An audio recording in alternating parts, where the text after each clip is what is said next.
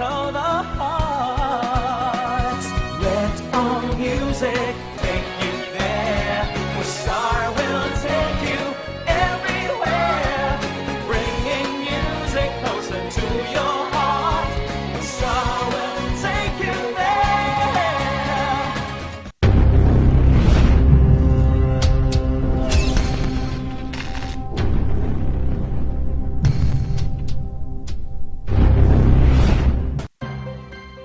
Ang pagnanakaw, pangangalakal at pagpili ng bahagi ng power transmission lines ay pinagbabawal ng batas.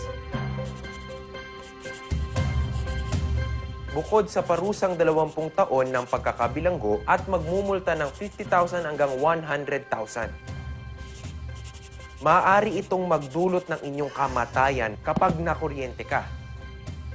Ang paalalang ito ay mula po sa NGCP.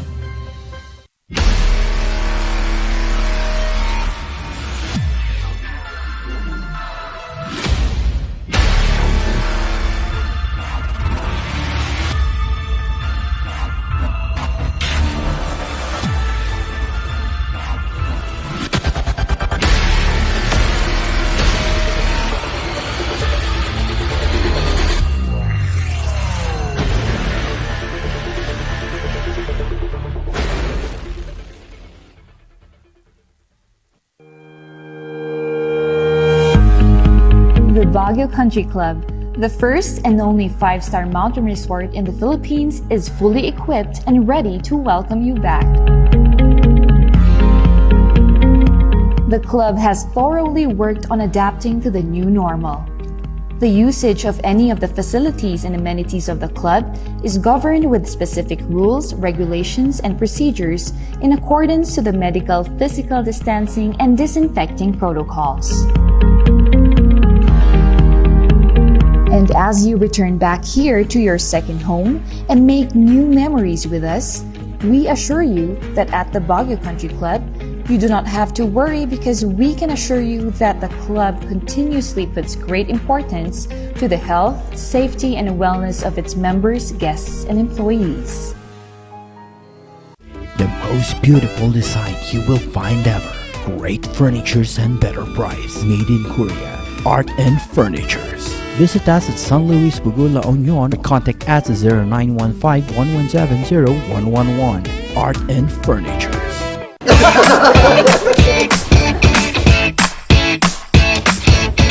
May panlaban na ako sa pimple dahil sa araw-araw na pet malungwer pa ng Kati Alice.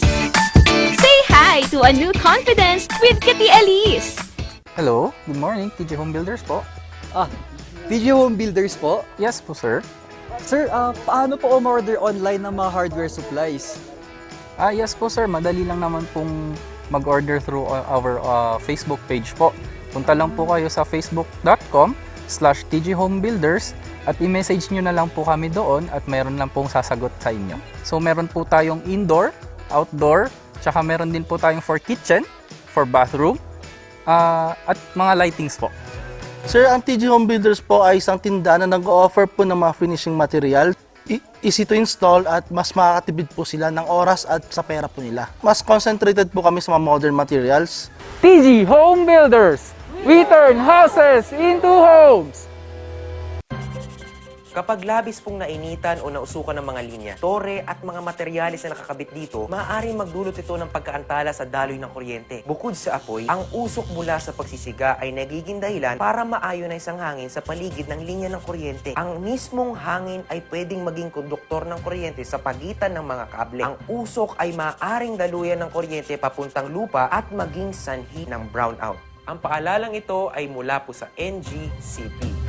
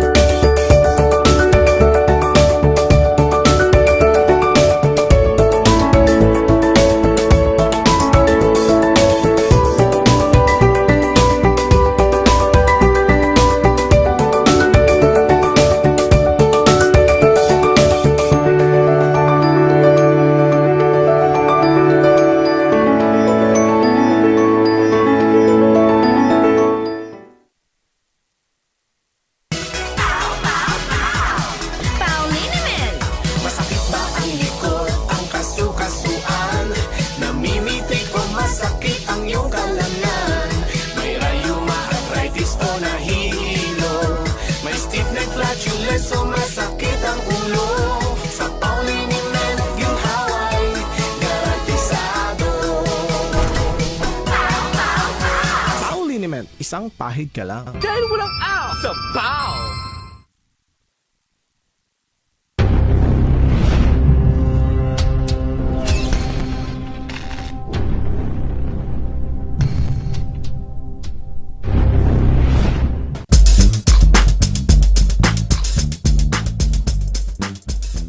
Ito ang Lingkod Lunes! Oo, talagang sisimulan natin ng iba't ibang kahulugan ng paglilingkod para sa ating bayan, sa ating pamilya, sa ating bansa. At ngayong Lunes, sisimulan natin ng good vibes. Ako pa rin si Papa P ang magpapatuloy sa inyo ng mga arangkada stories dito sa Cordillera, Luzon, buong Pilipinas at buong mundo. At kasama ko si Shikikay. Naman, syempre kukumpleto ng barkadang hatid sa inyo Yes. ay ngiti. Syempre unbiased, critical, responsible stories. Wow.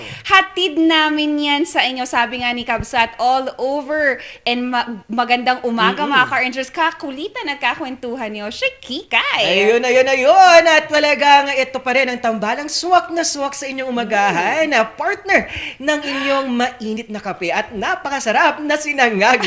At syempre nag-crave tayo ng adobo. Ako adobo for the past Totoo days. Kasi yan? syempre, laking lola ako. Alam mo Oo. naman yung laking lola. Talaga adobo ang kanilang specialty.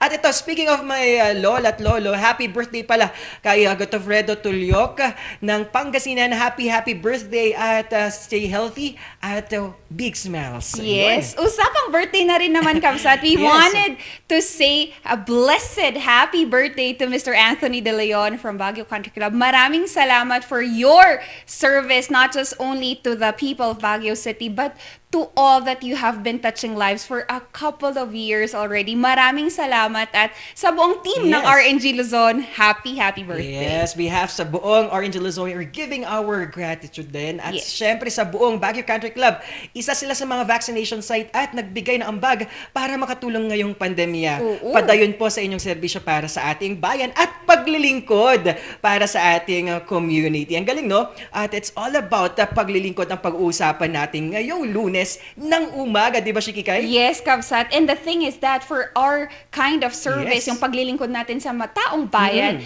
it will come with other forms and Yes. facets. Nasa likod, nasa harap, ka man ng camera, o isa ka mang guro, isa ka mang nasa medical frontliner. Lahat tayo, may ambag tayo sa serbisyo na yon. And one of our guests, mga ka-Ranger, is a teacher by profession. But now, gusto niyang tumulong sa isang napaka-creative na way na pagtatayo soon ng isang eskwelahan gamit lamang ng advokasya sa pag-iipon ng bote. Wow! Kaya, ano yun Yung Exciting. bote na yan ay Oo. magkakaroon, sabi nga na small acts, kapag naipon yan, ay magkakaroon ng malaking impact sa ating community. Ang galing, no? Itong paglilingkod natin, hindi nasusukat kung ano yan, kung maliit man, kung anong status mo.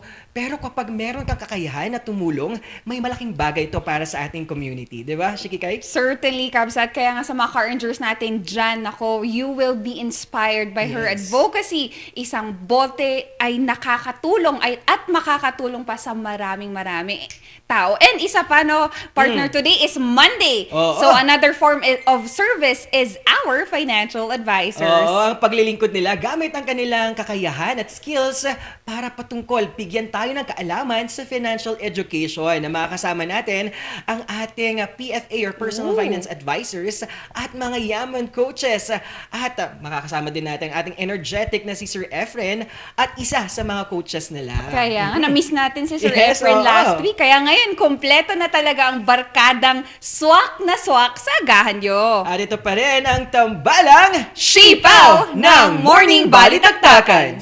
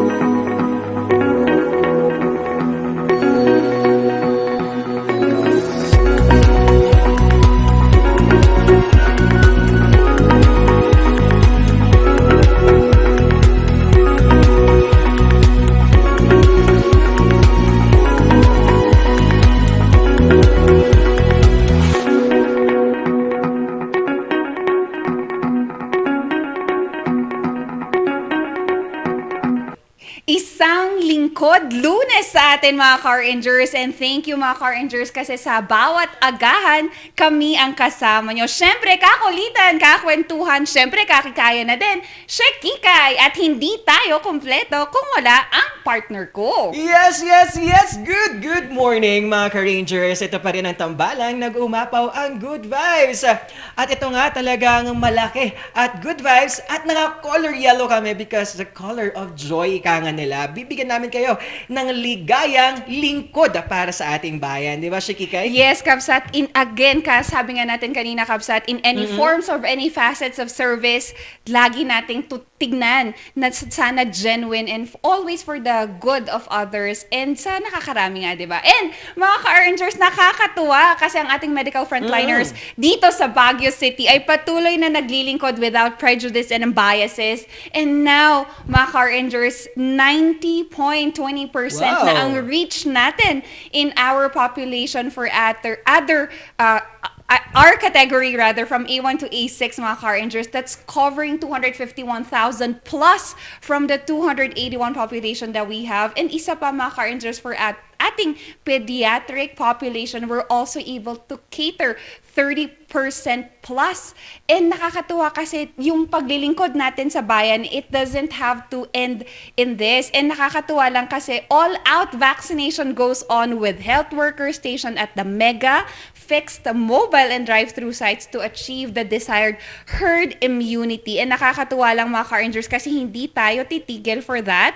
As to date, mga car rangers, we are reaching the 95% of the immunization to our population, and that this was a target within November 30. Kaya mga car rangers, laban lang tayo sa paglilingkod natin in this form. Yes, ang galing no, yung paglilingkod natin laban sa pandemya ay nag-uumapaw. Ito, dagdag na natin ang paglilingkod naman ng mga alagad ng sining. Wow. Narito, Mariba, ang ating national artist na si Kidlat Tahimik, hindi lang dito sa ating lugar na Pilipinas, kundi ibang bansa. Just in time for the opening of Ibagyo Creative Festival 2021, Baguio's finest and national artist Kidlat Tahimik is already representing the richness of our art exhibit, the Reina Sofia's Palacio de Cristal in Madrid, Spain po yan. At ito exhibit na to ay have a magnificent work alongside the creation of some of the country's finest wood craftsmen and artists po yan. At Kidlat together with other local craftsmen po yan ng Cordillera. Ito, hindi lang ang kanyang kakayahan ng bilang national artist si Kidlat Tahimik, kundi naiwi niya at naibandera niya ang ating paglilingkod ng mga alagad ng sining kasama ang mga taga Cordilleras obra maestra sa ibang bansa sa Spain na yan. At good vibes din na dahil patuloy ng pagbibigay natin ng paglilingkod at sine at liyab sa ating creative city of Baguio. Padayon po, Sir Kidlat Tahimik, at patuloy sa pag-inspire sa mga aspiring artists natin dito sa Cordillera, sa buong Pilipinas at buong mundo. Yes, that's one way for us to get through this pandemic. Kasi di ba mga car rangers, nakita natin na dito lang, akala natin we're just thriving dahil tayo ang nangunguna sa ating vaccination site, but rather all over the Philippines, we have been known as the UNESCO Creative City, and we had that since 2018. Kaya maraming salamat to Tatay Kidlat and to all our local artists that in the beginning of putting Baguio City as a creative city, andyan kayo paragi. And Baguio Festival is also upcoming, mga car rangers. Yes, ito pa rin, paglilingkod ulit ng ating mga frontliners ay nag-uumapaw. Wow! Kitang-kita natin ngayon, for the past month ay talagang umariba at nagkaroon tayo ng magandang outcomes sa paglaban sa COVID-19. Dahil narito ng ating COVID-19 situation dito sa syudad ng Baguio, na kung saan, good news po, we have 23 new recoveries po yan as of November 14, kahapon po yan, noong nakaraang araw po yan. At we have then also na 13 active new cases po yan. Mababa na po yan for the past days na talagang umariba ng higit 300 na active cases kada araw. Ngayon, 13 na lang po yan at nakita natin yung good result ng paglaban natin sa pandemya. At meron po tayong namatay na isa noong November 14 And total testing po yan ng 529. At patuloy din po tayo sa ating pag-check at pag-monitor ng ating mga lockdowns. Yes, Kabsat, right now we have new lockdown order. Isa lamang po sa Barangay Engineers Hill, Lower Engineers Hill. And our existing lockdown order is still prevailing within Victoria Village, Purok 4, Kamda Subdivision, Tandang Sora, Irisan, Idongan Village, Bakaking Norte Sur, Purok 9, Pakdal, Mariabasa, and of course, Fairview, Carnation Alley Park 2. Yan, Purok 2, mga Car-Rangers. Just make sure that we heal as one because we work as one. Yan ang lingkod ng serbisyo ng ating mga frontliners. Yes, indeed. We work as one, we heal as one. Dahil ito pa rin ang ating paglilingkod sa mga ating constituent at mga community sa vaccination schedule natin. Patuloy naman tayo sa ating first dose sa SLU Gym at SMB1 Parking, catering pediatric population ng 12 to 17 years old. Ang vaccine po natin dyan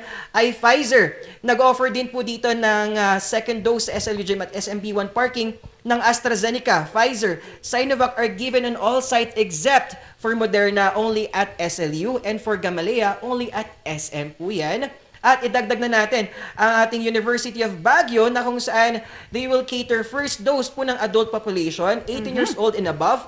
At ang ating vaccine dito ay AstraZeneca at Sinovac. Also, second dose po yan. Please always check your schedule for second dose sa UB Gym and get the jab to be fully immunized po yan. Yes, kasi mga Car-Rangers, yung iba po, akala nila kung saan sila nag-first dose doon.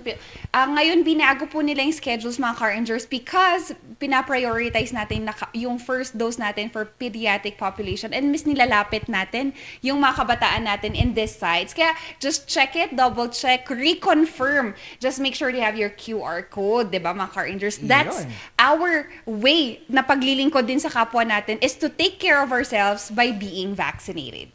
Ayun, ang pag-uusapan natin ngayon, ngayong guest talakayan ay salitang paglilingkod. Kung ano ang kahulugan nito sa guest natin, titingnan natin kung ano yung meaning nito at nagbigay inspirasyon sa ating mga community sa pagtutulungan ngayong pandemya. Di ba, Shikikay? Yes, partner. And hindi lang dito yan sa Yes. Cordillera. Wow. Pero, mga Car-Rangers, nilusob natin ang isa pang probinsya dito sa Pilipinas. We have a very passionate person with us this morning, Miss Divina Araw Mira, and she's the founder of Bote, Basa, Pag-asa. Good morning! Good morning, mga kabalitaktakan! Wow! Iba yung vibes ni Opo. Ma'am Divina. Talagang kita mo yung ngiti sa kanyang mga labi. Good morning, Ma'am Divina. Bumati naman po tayo sa ating mga manonood, mga Ka-Rangers at mga sumusuporta sa inyo. Oh, okay, good morning po sa lahat. Ako po si Divina Araw Mira. I'm from Sipocot, Camarines Sur. And masayang-masaya po ako at naitampok niyo po ako dito sa Morning Balitaktakan ng RNG. So, Ayun. magandang araw po sa inyo lahat. Oo. Ma'am Divina, magayon sa inyo, Ma'am Divina. Actually, Kamsur din po ako, taga Bicol din po ako, kaya kababayan, good morning sa iyo. Ayun, pag-usapan na natin, Ma'am Divina. Kamusta ka ngayong pandemya at paano ka naglilingkod at pinagpapatuloy ang pagliyab sa iyong pagtulong sa ating bayan? Okay, so ngayong pandemya, meron akong isang proyekto na itinampok sa aming maliit na barangay. So ito ay, ang pamagat ng proyektong ito ay Project Bote, Basa, Pag-asa. Kahit doon sa likuran lang ng aming bahay, ginawa ko ang project na ito upang makatulong sa ating mga kabarangay, sa aming mga kabarangay sa Sipocot. Dahil maraming nawalan ng trabaho at kumbaga yun yung pinakatulong ko para sa kanila. Yun lamang. Wow, oo nga, Miss Divina, napaka liit na pagsisimula pero ngayon malaki na yung naging result niya. Ma'am Divina, gusto naming malaman, paano ka nagsimula? Paano nyo sinimulan tong proyekto na to? At sino ang naging inspirasyon mo sa proyektong ito? Okay, nagsimula ang aking proyekto dahil ako ay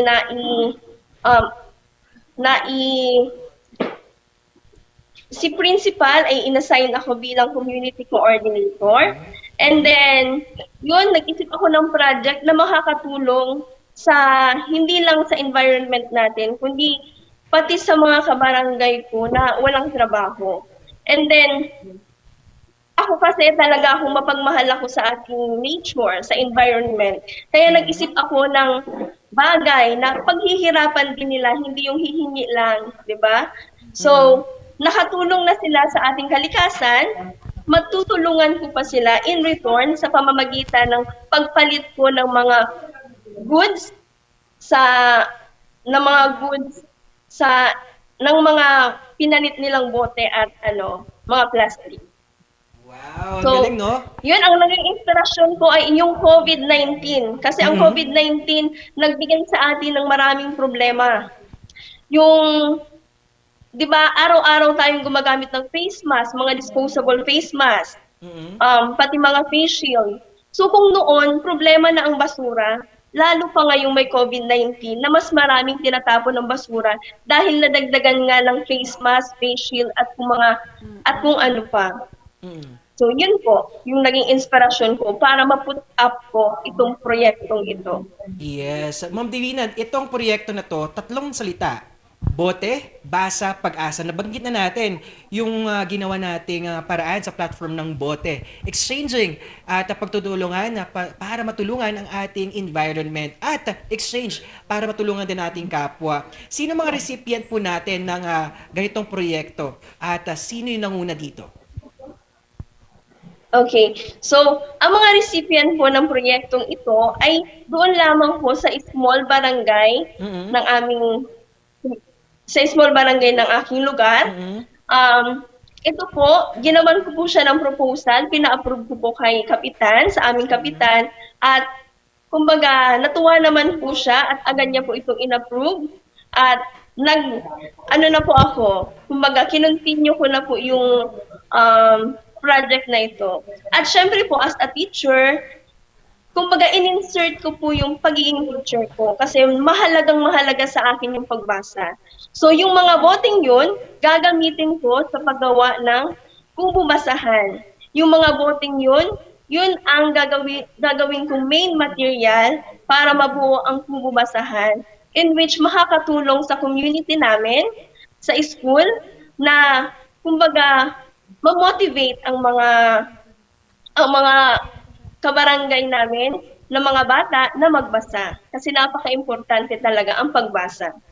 So, kung nakakatulong tayo sa environment, at saka, kumbaga, matutulungan natin ang mga bata magbasa at nakakatulong tayo sa community at may mga ibang nag-donate para masustain itong project na ito, magkakaroon talaga tayo ng pag-asa. Kaya na-compose ko yung Project Bote, Basa at Pag-asa.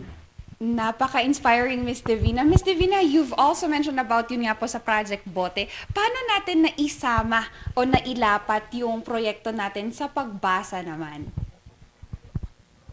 Okay, so kami po dito sa DepEd, meron po kaming mga wilayan sa paaralan, mga pagpapaganda ng tawag dyan, ng classroom, ng area namin sa school.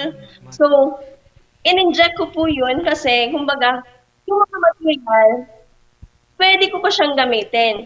And then yung pagbasa, na-inject ko siya dahil, kumbaga, kung papagandahin ko ang isang kubo basahan, maraming mai-encourage sa mga bata na magbasa. And then, papagandahin ko siya na para siyang library na kung saan pag may face-to-face, kung dumating ang face-to-face, pwede sila doon as learning area nila sa pagbasa. At saka, napakababa kasi ngayon ng ating performance sa pagbasa. I am a kindergarten teacher, and then nakikita ko na kahit mga letter sounds, pagsulat ng alphabet, nahihirapan talaga sila. Kaya, kumbaga, in-inject ko talaga yung pagbasa dito sa aking project. Wow, ang galing, no? Na i-connect natin and a ripple effect na kung saan nagsimula sa pagkuha ng bote, papunta ng pagbabasa at pagkakaroon ng pag-asa. At Ma'am Divina, ngayong pandemya, gaano kahalaga na mabigyan natin at focus ang edukasyon, lalo na sa pagbabasa at malinang ang kanilang kaalaman sa edukasyon? Okay, so kailangan talaga mabigyan natin ng focus ang pagbabasa. May nabasa nga akong isang quote na once you learn how to read, you are forever free. So, ibig sabihin, napakahalaga ng pagbasa kasi ino-open ka nito sa maraming possibilities, sa lifelong learning. Kaya, kumbaga, kailangan, as a teacher, kailangan talagang i-innovate natin ang marami tayong i-innovate tungkol sa pagbasa kasi yan ang common problem natin. Kasi isa tayo parang out of 79 countries, isa tayo sa, kumbaga may low comprehension and low reading skill dun nga sa PISA, sa parang assessment or study na ginawa noong 2018. Parang isa tayo sa low performing in terms sa pagbasa. Yun nga, Miss Divina, it's saddened that we have low numbers. Kung tutuusin, ang mga Pilipino ay very fond in reading. Miss Divina, ikaw, in your personal stand, bakit nga ba dapat natin bigyan ng pansin or tuunan ng pansin na ang mga kabataan ay maturuang magbasa? Okay, so talagang kailangan natin bigyan ng pansin or tuunan ang pagbabasa. Kasi hindi tayo makaka-learn ng different skills or yung mga ibang learning area, paano natin yun matututunan kung hindi tayo marunong magbasa. So, kailangan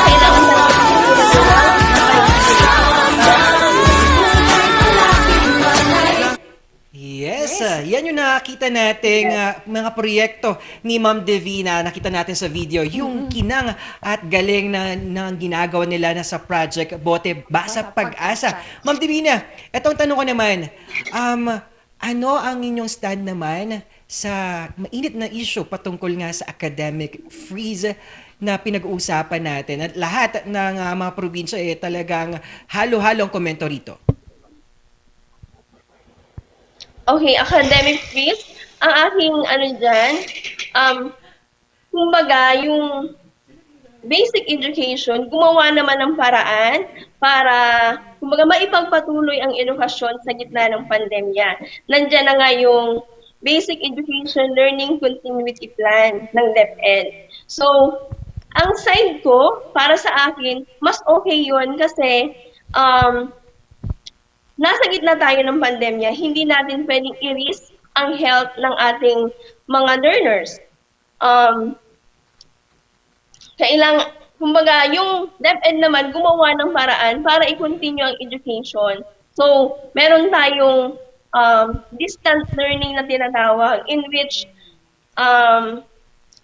tawag dyan, may modular print na yung mga bata, binibigyan namin ng mga modules. And then, may mga iba din na teachers na talagang nag-i-innovate. May heart talaga sila in teaching.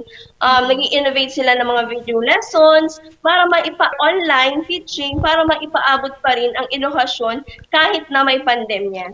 Kaya in my side, okay lang naman yung, kumbaga may education freeze tayo ngayon kasi talagang kailangan. Kaya nga, Miss Divina, personally, ako din na kami ni Paul na parte din ng edukasyon, nakita din namin na ngunit kailangan lang nating hanapin yung balanse kasi mahirap namang itigil na lang basta-basta ang edukasyon at lalo na ngayong pandemya pa na mahirap na nga siya. It's already challenging, but maybe we can give them an academic freedom para sa akin or academic liberty. Miss Divina, isang tanong na lamang. Gusto naming malaman na ano yung stand mo na nakikita natin ngayon na ang ibang kabataan ay lumalaking mangmang pagdating sa issue sa bayan? Anong gusto mong mensahe para sa mga kabataan para dito? Okay. May I clarify po kung anong klaseng issue? issue pagdating po sa eleksyon, pagdating sa environment. Nakita natin minsan ang mga kabataan natin ay hindi sila involved sa mga ganitong issue ng bayan. Paano sa tingin mo datin i-address yan bilang isang guro? Okay, so ang message ko sa mga kabataan, kailangan nating maging involved sa mga issues ng bayan. Dahil kailangan natin na, kumbaga tayo ay Pilipino, kailangan natin na makiisa laban sa kung ano ang magagawa natin bilang Pilipino. Mag-search, yung volunteerism, pagganahin, para maging isa tayo or kumbaga, maging isa tayo sa solusyon kaysa sa problema. Kailangan ng bawat kabataan na maging part of the solution rather than a problem.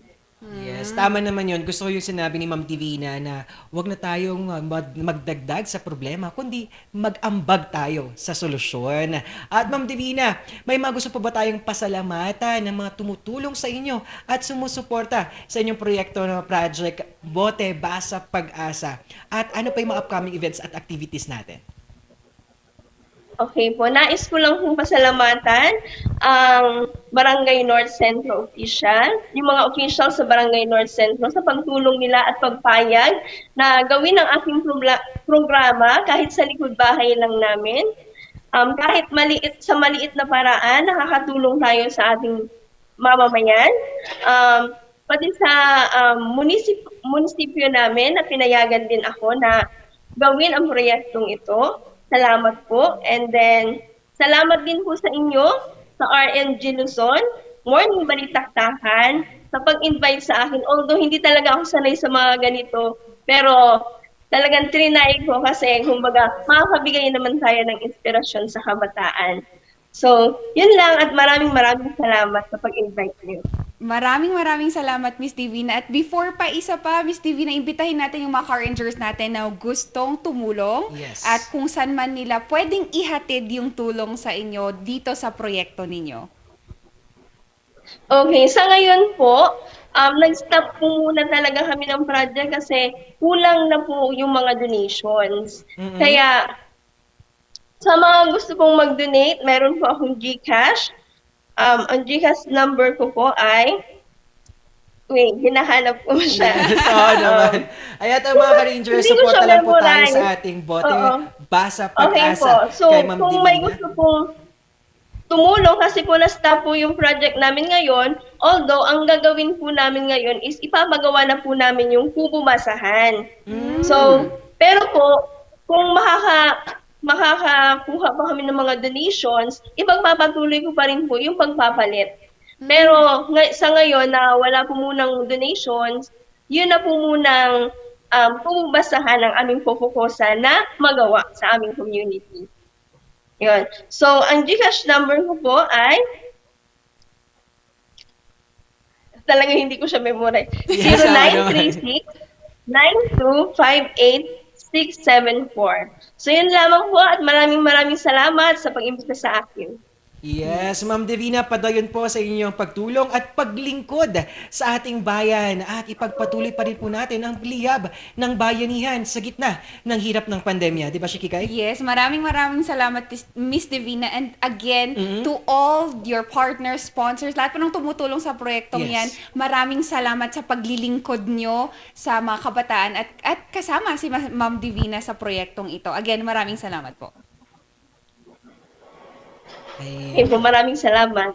Ayun, have a great day po. Di ba, Shikikay? Napakaganda yung ginagawa ni Ma'am Divina para sa ating bayan. Yun nga, partner. And the thing is that sinimulan niya sa isang maliit na act lang. Yes, And yung oo. paglilingkod na yun is actually just innate. Parang it's a response to something about environment. But now, it became more responsive kasi naging, sabi mo nga, ripple effect siya. Yes. Dahil naging basa, naging pag-asa din siya para sa ibang estudyante, sa kasama niyang nasa barangay nila. At o nga pala, i-shoutout na rin natin yung mga nanonood sa Camarines Sur. Yes. Magandang umaga. How do you greet them ba Kapsat? Magayon, pwedeng magayon, Magayon. maganda. Oo. At hello po kay Papa, Nestor Baldoza at kanila Lola, kay Mama.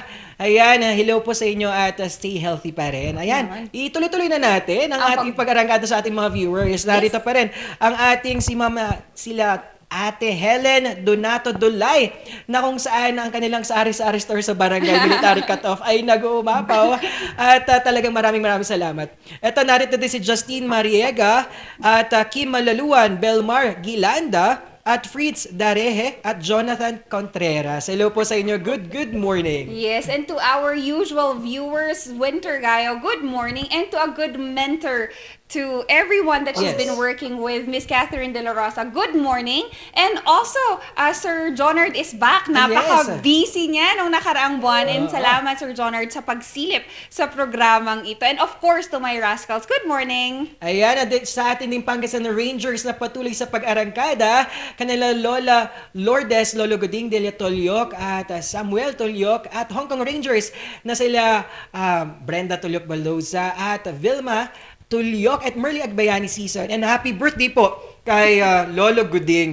Good day. Yes, isa pa mga Car Rangers, i-shoutout na rin natin si Mr. Carlo Digo from Yes. Cavite. Mga Car Rangers natin, lumalawak yung scope natin kasi soon mga Car Rangers, hindi lang kami dyan sa mga region na yan or province na yan, but we will be reaching far out. Kaya abangan nyo yan. Yan ang isang paglilingkod namin para sa inyong lahat. Yun, tuloy-tuloy na natin ang lingkod Lunes dahil paglilingkuran namin kayo ng maiinit na balita. Dahil sa aming pagbabalik, pag-uusapan natin ito, ang mga detalye ng mainit na balita dito sa Cordillera, Luzon, buong Pilipinas sa Morning Balita. Kaya mga Ka-Rangers, huwag nang ilipat ang iyong channel. Patuloy pa rin sumama sa ating morning barkadahan.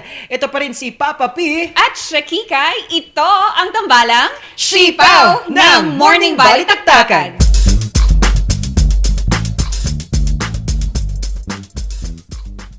Hear the music of the heart. Let all music take you there. The star will take you everywhere, bringing music closer to your heart. The star will take you there.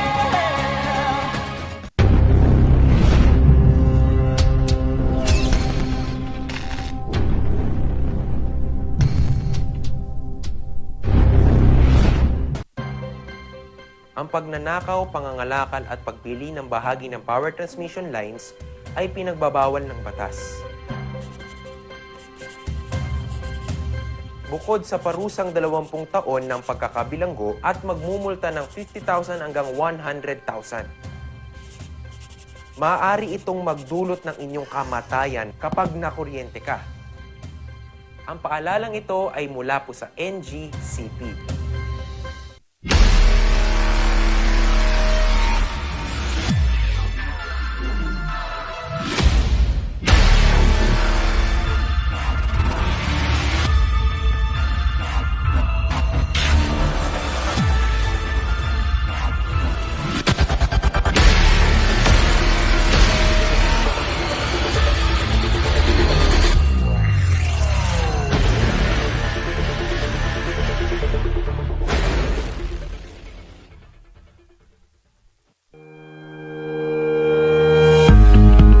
The Baguio Country Club, the first and only 5-star mountain resort in the Philippines, is fully equipped and ready to welcome you back.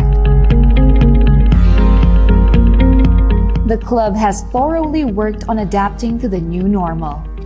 The usage of any of the facilities and amenities of the club is governed with specific rules, regulations, and procedures in accordance to the medical, physical distancing, and disinfecting protocols. And as you return back here to your second home and make new memories with us, we assure you that at the Baguio Country Club, you do not have to worry because we can assure you that the club continuously puts great importance to the health, safety, and wellness of its members, guests, and employees. The most beautiful design you will find ever. Great furnitures and better price. Made in Korea. Art and Furnitures. Visit us at San Luis Bugo, La Union. Contact us at 0915-117-0111. Art and Furnitures.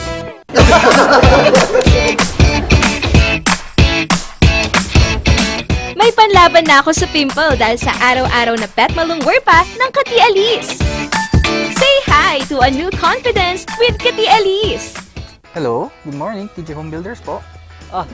TG Home Builders po? Yes po, sir. Sir, paano po umorder online ng mga hardware supplies? Yes po, sir. Madali lang naman pong mag-order through our Facebook page po. Punta lang po kayo sa facebook.com/tghomebuilders at i-message nyo na lang po kami doon at meron lang pong sasagot sa inyo. So meron po tayong indoor, outdoor, tsaka meron din po tayong for kitchen, for bathroom, at mga lightings po. Sir, ang TG Home Builders po ay isang tindahan na nag-offer po ng mga finishing material. Easy to install at mas makakatipid po sila ng oras at sa pera po nila. Mas concentrated po kami sa mga modern materials. TG Home Builders! We turn houses into homes! Kapag labis pong nainitan o nausukan ng mga linya, tore at mga materyales na nakakabit dito, maaaring magdulot ito ng pagkaantala sa daloy ng kuryente. Bukod sa apoy, ang usok mula sa pagsisiga ay nagiging dahilan para ma-ionize ang hangin sa paligid ng linya ng kuryente. Ang mismong hangin ay pwedeng maging konduktor ng kuryente sa pagitan ng mga kable. Ang usok ay maaaring daluyan ng kuryente papuntang lupa at maging sanhi ng brownout. Ang paalalang ito ay mula po sa NGCP.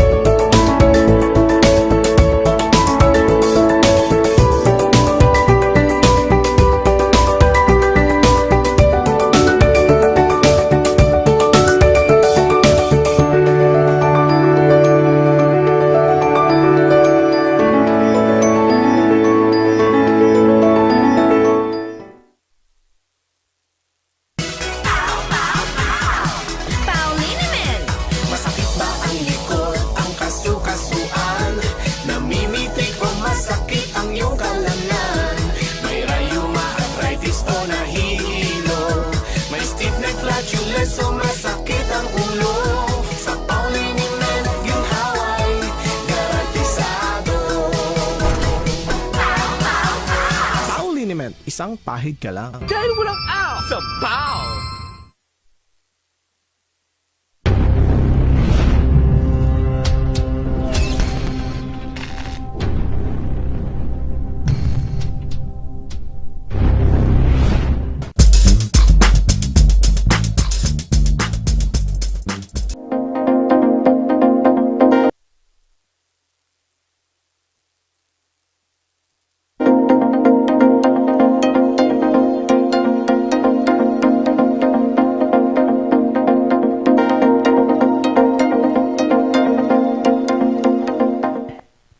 Nagbabalik ang morning balitaktakan. Pasadahan naman natin naman nagbabagang balita. Ngayong umaga, ito ang morning balita. AFP at PNP nagbabala laban sa paninikil ng CPP-NPA ngayong darating na eleksyon. Narito ang balita, hatid ni Charles Nicolimon.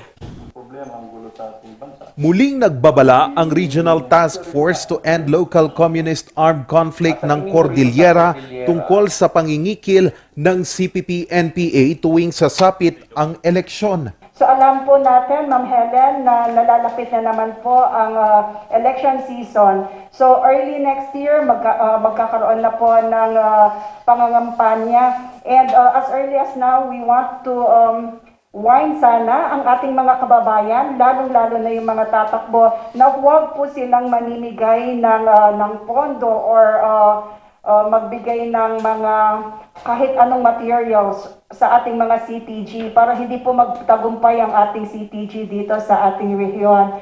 Nagiging gatasan kasi ng rebelde ang pangingikil sa mga politiko tuwing eleksyon. Ito'y sa pamamagitan ng pagsingil ng permit to campaign at permit to win fee sa mga lugar na kontrol ng mga rebelde. Ayon sa AFP, ito'y sa kabila ng unti-unting paghina ng puwersa ng mga rebelde sa rehiyon.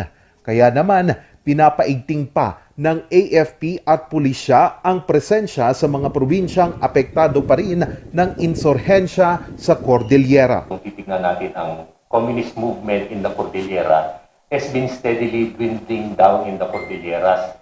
Even if, sabi nga for the longest time, wala namang military victory yung army in this part of the country. Except siguro in the Apayao campaign. But then after that, wala nang army na station for the longest time in that. Dahil the people in Apayao is ayaw na talaga nila rito. Sa ngayon, ang cleric natin na provinces recorded is Benguet, Ifugao, and of course, Baguio City. Of course, we have to distinguish the CTGs from the CFOs.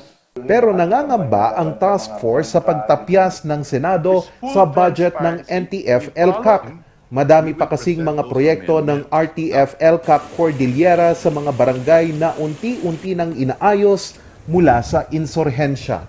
We had 42 barangays na dapat ay mapupondohan ng 20 million per barangay.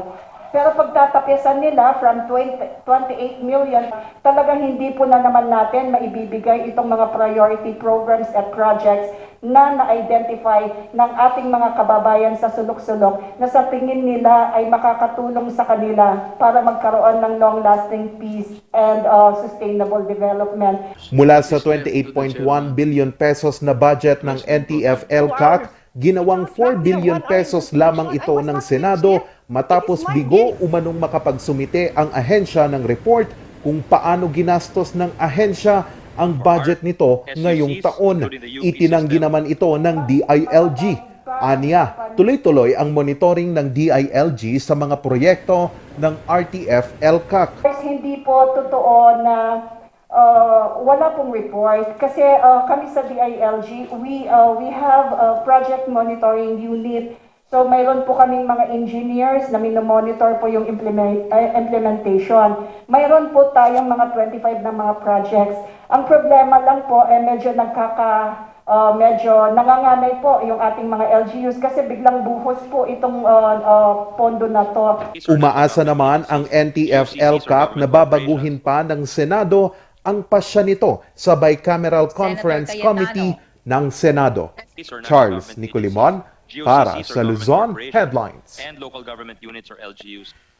Dumako naman tayo sa La Union. Samahan ng 4-piece sa Rosario, kinilala. Narito ang balita ni Rendy Guzman. Na ikinatuwa ni Rosario Mayor Belarmin Flores II ang pagkapanalo ng samahan ng 4-piece ng Rosario sa katatapos lamang na regional search for model bio-intensive gardens, gearing to enhance resources 2021. Ang kanilang proyektong 4-piece Agricom Rising Garden na nasa Tabtabungaw, Rosario, La Union ang pumangalawa sa Ilocos Norte sa nasabing kompetisyon. Of course, I am fulfilled. I am very happy because everyone of them is contributing to the prestige and honor of Rosario. Kaya nga happy town ng Rosario. Papuri ang pinaabot ng alkalde sa nagwaging grupo. Kaugnay nito, hinimok niya ang iba pang residente na magtanim ng mga gulay sa kanilang mga bakuran. Itong mga residents naman, I encourage them to plant vegetables in the respective backyards and to plant yung mga fruit-bearing trees. We are distributing seeds to people who are very much interested in growing vegetables. Kaya nga, marami kaming pondo na seeds at saka yung fruit-bearing trees, we are distributing it to different barangays, yung mga interesadong magtatanim. Ipinangako niya ang patuloy na suporta ng pamahalaang lokal ng Rosario para sa mga gantong proyekto.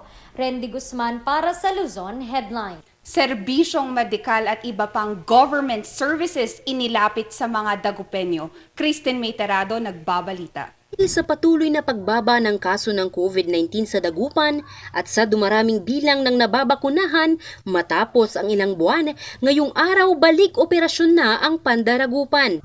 Barangay ng Mangin ang unang binisita ng lungsod sa muling pag-arangkada ng proyekto. Hindi na pinalagpas ng mga taga-Mangin ang mga serbisyong hatid. Nabigyan ng serbisyong medikal ang mga residente katulad ng libreng consultation at libreng gamot. Nabigyan din ng libreng anti-rabies vaccine ang mga alagang aso at pusa. Naroon din ang isang vaccination team upang mabakunahan ang mga senior citizen ng barangay. Dinala rin sa barangay ang iba pang mga government services. Ang Pandaragupan ay proyektong inilunsad na noong taong 2019 pero pansamantalang itinigil ngayong taon nang sumipa ang kaso ng COVID-19 sa lungsod. Layunin ng proyekto na ilapit sa mga residente ang iba't ibang serbisyong kanilang kailangan. Upang matiyak ang seguridad ng bawat isa at masunod ang health protocols, nakabantay rin ang Dagupan City Police at mga kawani ng poso sa lugar. Kristen Mayterado para sa Luzon Headlines.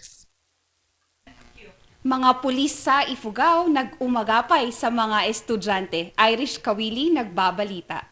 Hindi lamang pagprotekta sa komunidad ang gampanin ng mga patrolman ng Ifugao Provincial Mobile Force dahil nagsilbi rin silang mga guro. First conduct pa lang po namin yun, ma'am. Pero meron pong, sabi po nila, i-draft or i-finalize muna, gawin muna namin yung MOA. Masainan muna sana yun para maging regular na po. 8 estudyante mula Gohang National High School sa Banawi, Ifugao ang tinulungan ng 5 patrolman ng Ifugao PMFC. Tinulungan nila sa pagsagot sa kanilang mga modules ang mga batang nasa grade 8 at grade 12. At hindi naman ako nanibago. Naalala pa naman po yung principles of teaching. Tapos talagang pinili kami yung mga nakatapos ng education na kurso na magturo, kaya sa tingin ko parehas din lang sa kanila, ma'am. Sa observation namin, ma'am, nag-enjoy naman sila, ma'am, kasi parang new environment, saka parang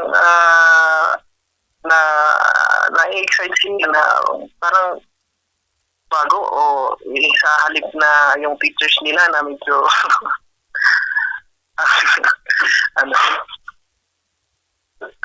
palagi na nilang nakikita, tapos magagalitin kung minsan. Kami kasi sinubukan namin na i-frame muna. Sinabi namin sa kanila na you can call us kuya, you can call us manong, para maging komportable sila. Kaya Malapit para kay Patrolman Rodel Ahingwa ang aktibidad na ito dahil isa siyang education graduate. Aniya, ang pinaka-importanting matutunan ng mga bata ay ang basic skills. Skills na kailangan nila para maging matagumpay din sila sa lahat. Sa other skills na kailangan nila is dapat tutukan nila yung mga basic na skills katulad ng reading, writing, listening, speaking. Yun lang naman po yung mga pwede naman nilang gawin ngayon na pandemic with the help of family members, classmates, yung mga peers nila, ma'am. Irish Kawili para sa Luzon Headlines. Para sa mga karagdagang balita, bisitahin ang aming website na rngluzon.com. At tumutok sa Luzon Headlines, ako si Shakay Nakudaw. Ako si Paul Baldoza at ito ang Morning Balita.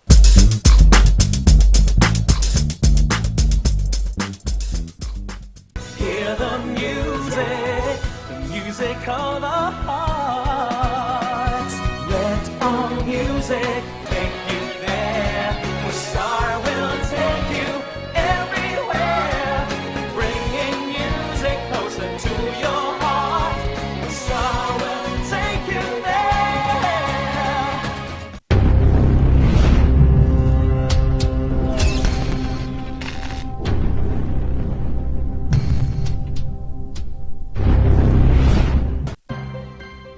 Ang pagnanakaw, pangangalakal at pagpili ng bahagi ng power transmission lines ay pinagbabawal ng batas. Bukod sa parusang 20 taon ng pagkakabilanggo at magmumulta ng 50,000 hanggang 100,000. Maaari itong magdulot ng inyong kamatayan kapag nakuryente ka. Ang paalalang ito ay mula po sa NGCP.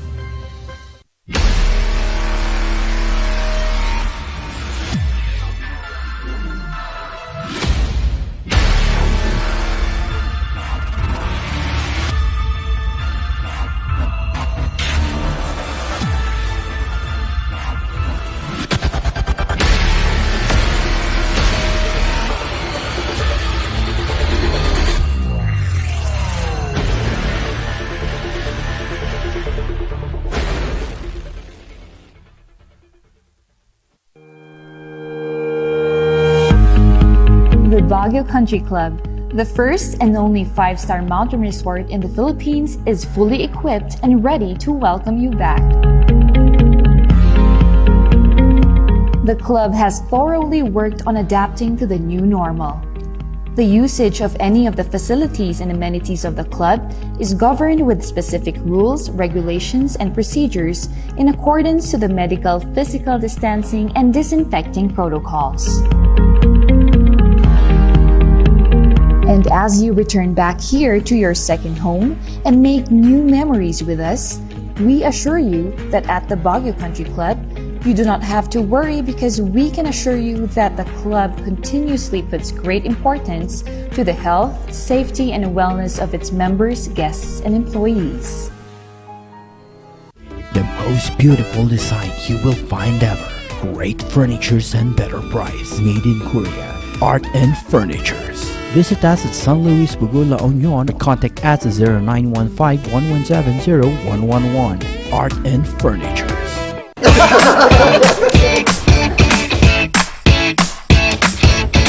May panlaban na ako sa pimple dahil sa araw-araw na pet malungwer pa ng Kati Alice. Say hi to a new confidence with Kati Alice. Hello, good morning, TJ Home Builders po. TJ Home Builders po? Yes po, sir. Sir, paano po umorder online ng mga hardware supplies? Yes po, sir. Madali lang naman pong mag-order through our Facebook page po.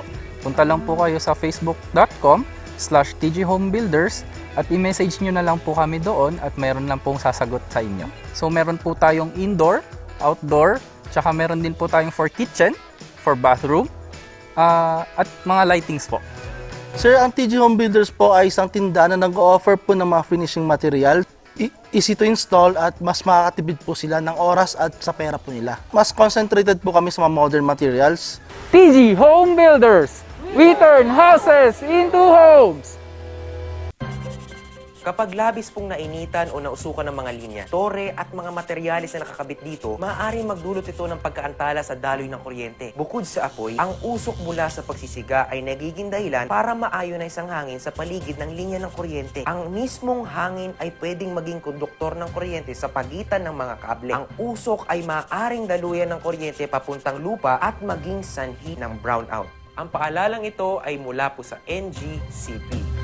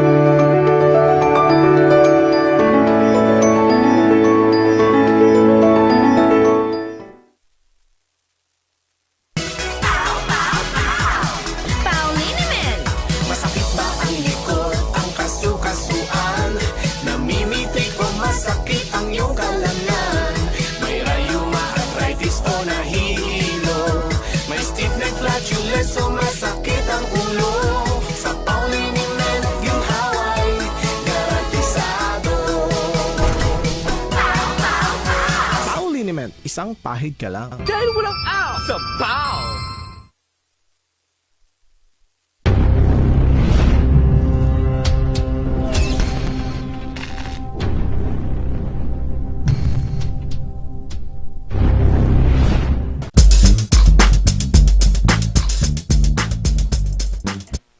Nagbabalik ang tambalang Sipaw! Ito talagang kanina na pag-usapan natin ang salitang lingkod dahil ngayon ay Lingkod Lunes! At talagang yung ginawa ni Ma'am Divina ay yung paglilingkod para makatulong sa ating bayan. At sa ating mga morning balita naman, nakita natin ang iba't ibang paglilingkod. Kasama nito yung 4Ps na pinarangalan at iba pang mga pulis na nagbigay serbisyo para sa ating bayan. Kaya nga, and inilapit natin yung mga serbisyo Yes. natin sa mga Dagupenyo, not just only in medical services, but other services that our Dagupenyo will be needing at sa mga alaga din nilang mga hayop at mga fur daddies and fur mommies dyan. Yun. At ito, bago tayo pumunta sa ating guest, pag-usapan natin, bigyan naman natin ang paglilingkod at suporta galing sa ating mga sponsors. Narito ang NJCP Muzor, TJ Builders, Baguio Country Club, at narito din ang Lemon Hotel, at ang ating Labs Cafe, sa mga healthiest cafe sa syudad ng Baguio, at Sagyo Pocha and Studio Coffee. Sarap nun, partner. Siyempre, hindi papahuli ang POW. Dahil Yes. sa POW, wala nang aw. Baliktad. Wala nang aw. So, kala nyo, kinorek ko yung sarili ko. Of course, we also have our Lorma Medical Yes. Center. Yan ang balita ngayon. Pines Estate and Gaming Corporation. Also, ang napakasarap na manok given by My Manox. Yun. At ito, kasama din natin sa paglilingkod at pagbibigay saya sa atin ang ating mga ka-Rangers na nanonood mula sa ating TV channels hanggang sa podcast. At dagdagan natin ang ating mga nasa live na Facebook at YouTube. Good morning sa inyo. At especially kay Justine JM Ortega. At ingat ka lagi at big smiles always. Yun. Naman. And also, sabi nga ni partner kanina, hindi lang sa social media platforms available. Channel 11 and 13 po within the Cordillera region and sa other parts po. And abangan nyo ang Channel 44 na pangmalawakan, di ba, Kabsat? Yes, pangmalawakan, pangmalakasan.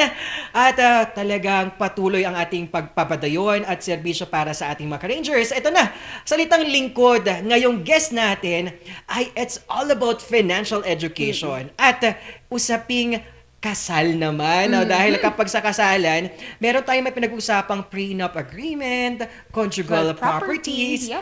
Ano ang dapat isipin at mga kaalaman patungkol nga rito? Di ba, Shikayna? Yun nga, it's a good kind of service kasi yung paglilingkod mo is also to your partner.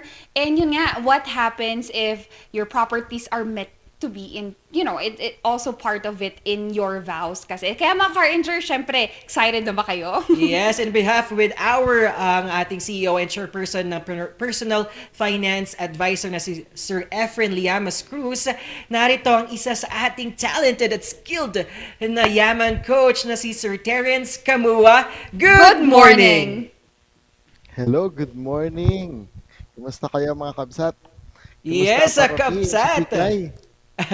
Wow, Sir Terence, nagkita ulit tayo kasi every Monday, it's a financial education day. Sir Terence, bumati naman tayo sa ating mga supporters at mga manonood na patuloy sumusuporta sa ating segment na financial education. Yes, good morning sa inyong lahat, especially sa mga people from the north and also since nasa Baguio ang ating show, special greetings to my classmates and professors at the Asia Pacific Theological Seminary in Baguio, where I am currently enrolled and taking my master's. So, good morning sa inyong lahat. Yes. Yan, napakalapit niyan sa amin, Sir Terence. Kaya ingat din po tayo dyan sa EPTS. Sir Terence, about naman sa pag-uusapan natin, Kabsat. Yes, Sir Terence, ito, usaping kasalan naman ito. At kapag financial education, kapag kasal, anong mangyayari, Sir Terence, ang mangyayari sa mga properties kapag ang isang couple ay ikinasal? Ayan. Actually, di ba meron tayo, kahit naman sa Bible, di ba sinabi, therefore a man shall leave his father and his mother and shall cleave unto his wife and the two shall become one flesh. So, nung in-enact ng Family Code noong August 3, 1988, ang ginawa ng ating Congress ay ipinag-isa rin pati ang properties, 'di ba? Sabi kasi, 'di ba, pag ang tao nagpakasal, they become one. So dapat lalo-lalo na ganoon din sa kanilang ari-arian. So pag ang tao nagpakasal sa ngayon, especially after August 3, 1988, ang pag-aari ng dalawang single na tao ay mapag-iisahin din. Yan. So kung si A at si B ay magpapakasal, tapos si A ay worth 500,000 pesos at si B ay worth 500,000 pesos. Together, they will now be both worth 1 million pesos. So lahat ng ari-arian ni A ay magiging ari-arian na rin ni B at ang pag-ari-arian ni B magiging ari-arian na rin ni A. So yun ang general rule. So ang tawag dyan ay absolute community of property. Yan. So unlike before, tinatawag natin itong conjugal properties, 'di ba? Yung mga properties na pag-aari ng mag-asawa, ang tawag na ngayon ay community property. So hindi na conjugal unless sila ay kinasal before August 3, 1988. Kasi yon conjugal partnership of gains pa ang property regime noon. So merong difference yan. So yan. Yun pala. And Sir Terence, thank you for clarifying that. And oo nga, sa mga ka-earners natin dyan, we now wanted to differentiate both of those things. And Sir Terence, tanong naman namin, is there a possibility that there is a property regime in couples that are already married? Yes, actually, yun. Sabi natin, before August 3, 1988, under the Civil Code, ang property regime na default pag nagpakasal is conjugal partnership of gains. Anong pinagkaiba nito do sa current na absolute community of property?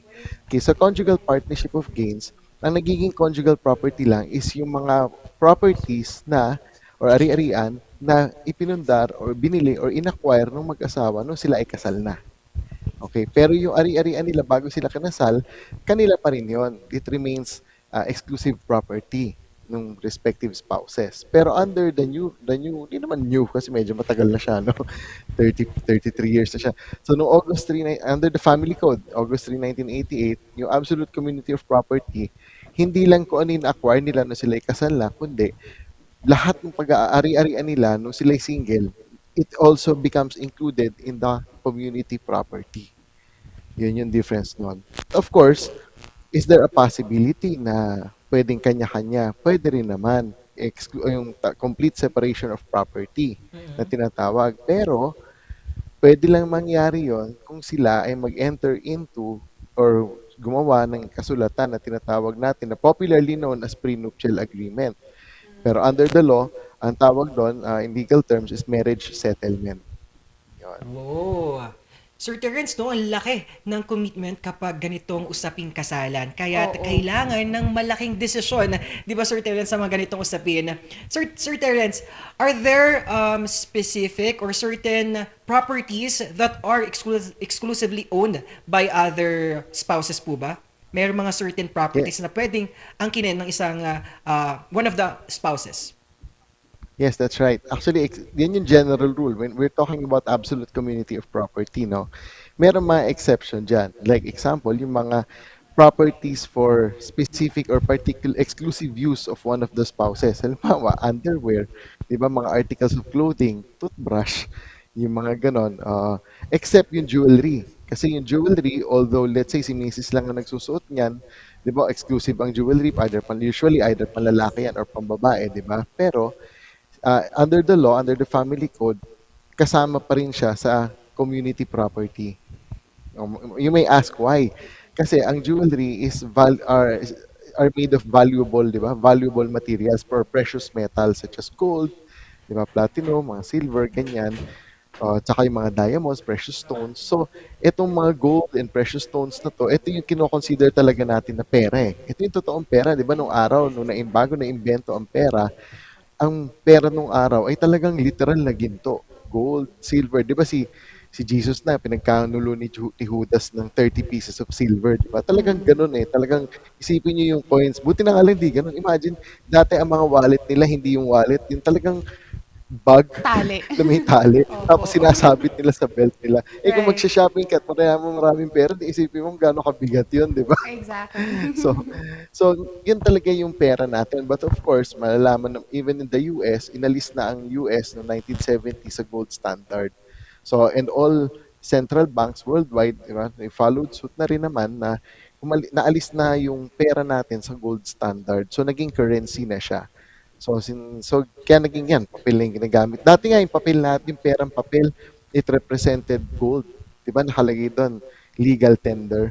So, meron yung papel na yan, it used to represent gold kaysa nagbibit-bit tayo ng ginto. But in the US, in the 70s, I think it was President Nixon, if I'm not mistaken, took the US off the gold standard. So, yung pera naging currency. So, anyway, ganun din naman tayo. So yun. Napunta tayo sa history ng pera. Which is economically relatable naman, Sir Terence. Sir Terence, ito, mainit actually na discussion ito. It may not be Catholically accepted. However, our institution have opened the possibility of annulment, divorce, and legal separation. What if, in other cases, Sir Terence, one of the previous spouse was previously married? Paano kailangang or anong gagawin with such properties for the previous one and of course the current partner? All right. So, under the family code for the absolute community of property, sabi doon, if one of the spouses was validly married to another, may prior marriage siya, no? Or we had a prior marriage which was dissolved either through death or annulment or declaration of nullity, or maybe kung mapasa yung divorce, no? But ang mangyayari daw is kung ano lang yung property niya during the marriage na ma-acquire ng taong dating may asawa, yun lang ang mag-form o makakasama sa community property nung second marriage niya. So para mangyayari, as far as that person is concerned who was previously married, no, para magiging conjugal partnership of gains pa rin yung dating. Di ba? Parang similar to that. Pero yung asawa niya, na siya ang first spouse, di ba? Absolute community pa rin ang lalabas. So, lahat ng kanya, magiging pag-arian ng isa. Pero yung hindi lahat ng ari-arian ng dating may asawa, magiging ari-arian ng bago niyang asawa. Malinaw ba yun? Ayan. So, ayan. Kasi, what's the purpose? The purpose of that is to protect the legitime of the children from the previous marriage. But here's the thing. Yan yung point. That will only apply if there are legitimate children from the previous marriage. So kahit may dating may asawa yung isa sa kanila, pero hindi sila nagkaroon anak, wala silang anak nung dating niyang asawa, hindi nag-a-apply yung rule na yon. Absolute community of property pa rin silang dalawa. Yun. Yes. Now, yun, yun na yun, ano? Any question? Ano meron pa? Yes. Nasagot ko ba? Sir Terence, talagang mainit na ganitong usapin kapag ganitong kasalan or marriage ang pinag-uusapan. Dahil kapag nagkalabuan ng maraming pwedeng mangyari, di ba, Sir Terence? Ito, isa na dito ang pagkagawa or pagkakaroon ng prenuptial agreement. Alam naman natin na mainit ito. Yung iba kumukuha, yung iba hindi naman na nagkakaroon ng prenuptial agreement. Ano nga ba ito, Sir Terence? Alright, yung prenuptial agreement or legally known as a marriage settlement, ito yung nakikita natin sa mga movies na yung mga parties, yung mga mag-fiancé, di ba, na magpapakasal, they will execute a contract called a marriage settlement or popularly known niya, prenuptial agreement. Yan, yung pinapakita natin na yan, na sinasabi dyan kung ano yung mga ari-arian na they will hold in common. Pwede ito, akin lang to, exclusive ko lang to. Actually, kahit anong arrangement, pwede nila ilagay dyan eh. Pwede nilang ilagay dyan na, complete separation of property tayo. What's yours is yours, what's mine is mine. Kanya-kanya tayo na ari-arian. Or pwede rin naman mag-decide sila na, hindi, gusto namin conjugal partnership of gains. So instead of the default absolute community of property under the family code, ang gusto namin na i-apply is conjugal partnership of gains. Pwede rin yan. Or, pwede rin nilang specify which of the properties they own will be included in the conjugal or community property and which would remain exclusive. But here's the thing. Yun na, nasa pangalan niya na prenuptial agreement, kailangan yung contract na yan, yung agreement na yan, it should be executed prior to the celebration of the marriage. Kasi once you're married, hindi mo na pwedeng baguhin yung property regime ninyo. Yun na yun. That's it. So, kailangan, they have to decide before entering into marriage kung anong plano nila sa kanilang properties. Yes, it's Of an old course, that is frowned upon. Di ba? That's frowned upon sa Philippines kasi parang it pinapakita doon ng it shows a distrust, parang ganon, o parang lack of love, parang, di ba, no? Right. Exactly, Sir Terence. And sabi nga nila, it's an old adage na sinasabi ng mga matatanda or nakakatanda rather that hindi isang kanin na isusubo lang ang marriage. So this things needs to be considered, di ba, Kamsat? And also, That's right. Sir Terence, Yes, hindi, di ba? Sir Nakarel- Terence, napakalaki at talagang kapag pinag-usapan yung marriage, napakalaki nung desisyon na dapat pag-usapan at pagdesisyonan itong bagay na to, di ba, Shikikay? mabuti, maigi. Sir Terence, isa pa sa mga katanungan natin is that, what happened to the conjugal or community properties if one of the spouse namatay, or if not, they annul their marriage. Anong mangyayari dun sa community property nila? Okay.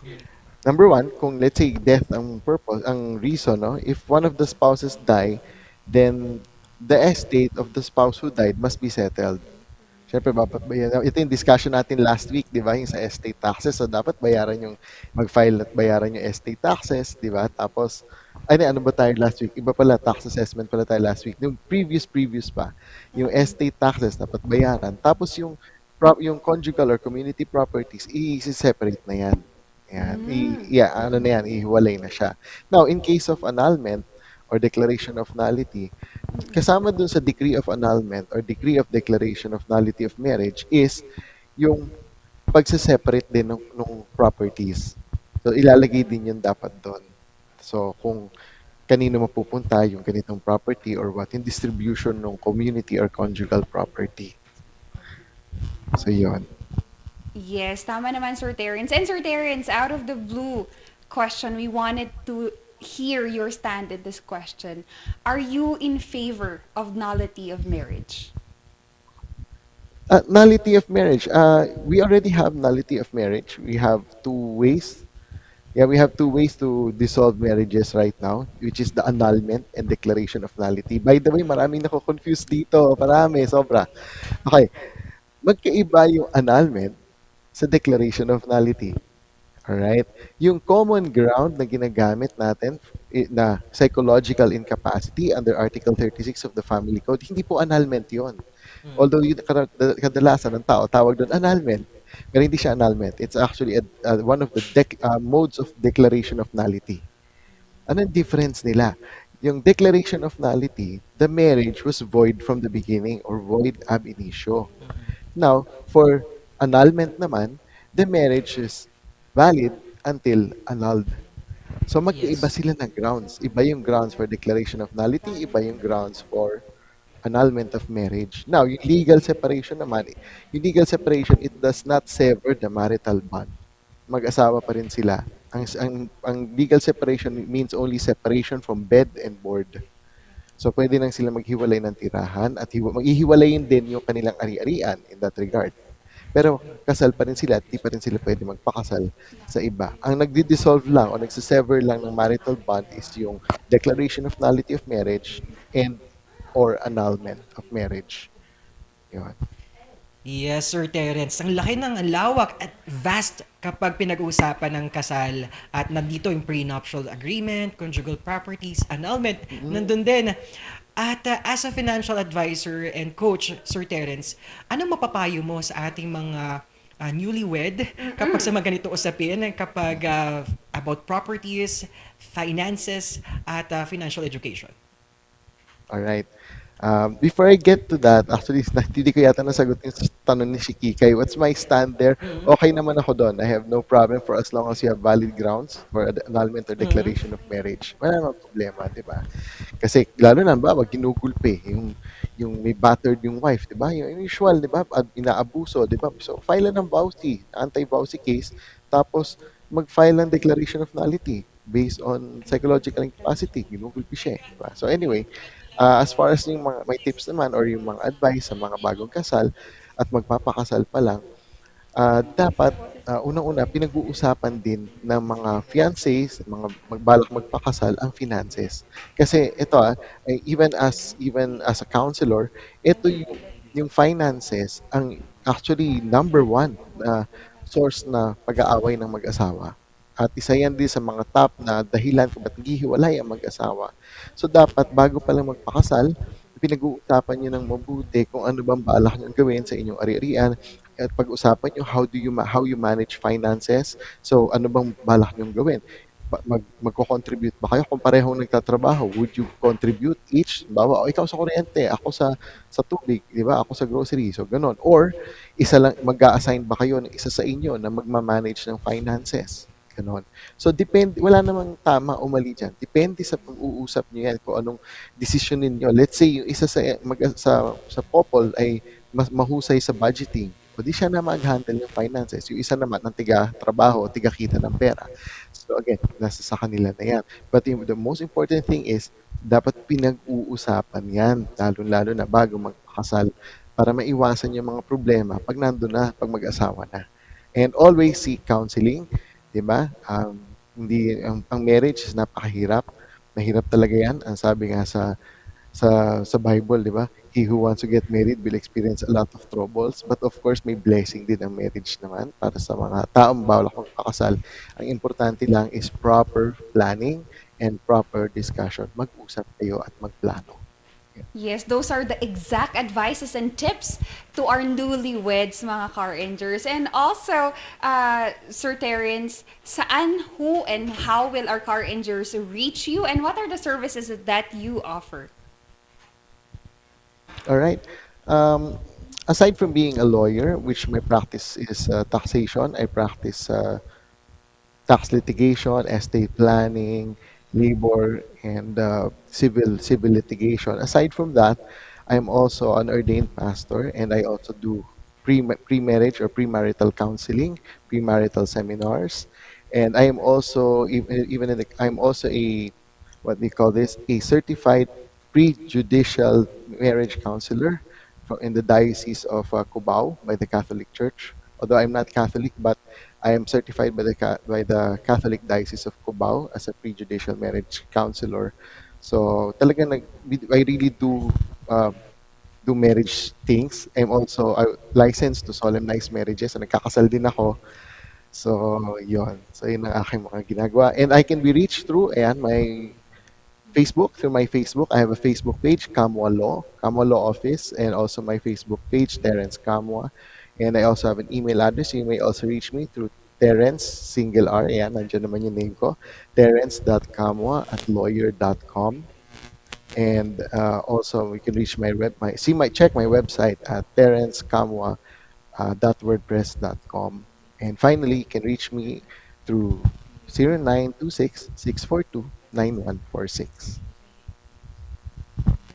Yes, maraming salamat, Sir Terence. And lastly, sino yung mga gusto nating pasalamatan and any upcoming activities for you as well? Wala naman, no upcoming activities for now, but I would like to thank PFA, Personal Finance Advisors Philippines.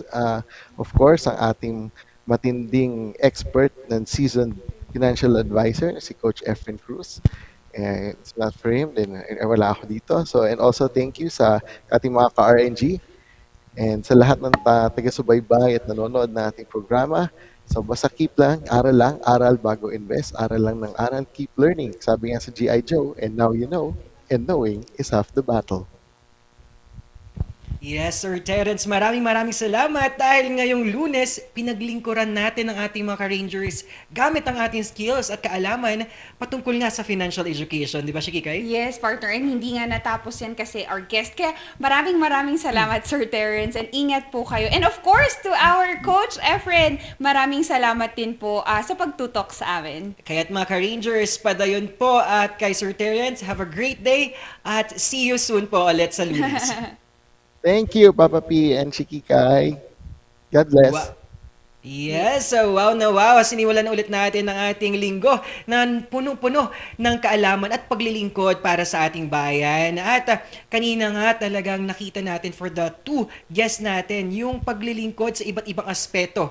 Una na dito ang paglilingkod natin sa community ngayong pandemya at ang pangalawa, paglilingkod gamit ang kanilang skill at mabigyan ng kaalaman ng ating mga newlywed patungkol nga sa ating mga conjugal properties, prenuptial agreement, at kasama na dito kapag may mga abaryang nangyayari. Kaya nga, partner. And sa mga car rangers natin dyan, alam namin that you have all your forms and ways of Yes. giving service ang paglilingkod sa ating mga car rangers. And as long as it's genuine, as long as Yes, yung intention mo is always Tama. pure, ang paglilingkod mo ay isang bagay talagang genuinely coming from your heart. Kaya mga car rangers, Yes. tapusin natin to sa isang quote of the day. Yun, narito na ang ating lingkod lunes quote of the day. The act of giving is the heart of happiness and community. Wow, Yes. exactly, partner. There should be passion, there should be heart in whatever that we're doing. And, it just riveted. Nagra-radiate lang yan Yes. sa atin naturally. Kaya mga Car-Rangers, yan ang radiation na gusto naming i-emanate sa inyo every morning. Swak na pares sa inyong agahan. At ako pa rin, si Papa Pia magpapatuloy ng Arangkada Stories sa Cordillera, Luzon, buong Pilipinas at buong mundo. Naman, siya kikay kakulitan at kakwentuhan nyo, hatid namin ay critical, inspiring, and responsible stories. At ito pa rin ang tambalang nag-uumapaw ang good vibes. Ito ang tambalang Sipaw ng Morning Balitaktakan.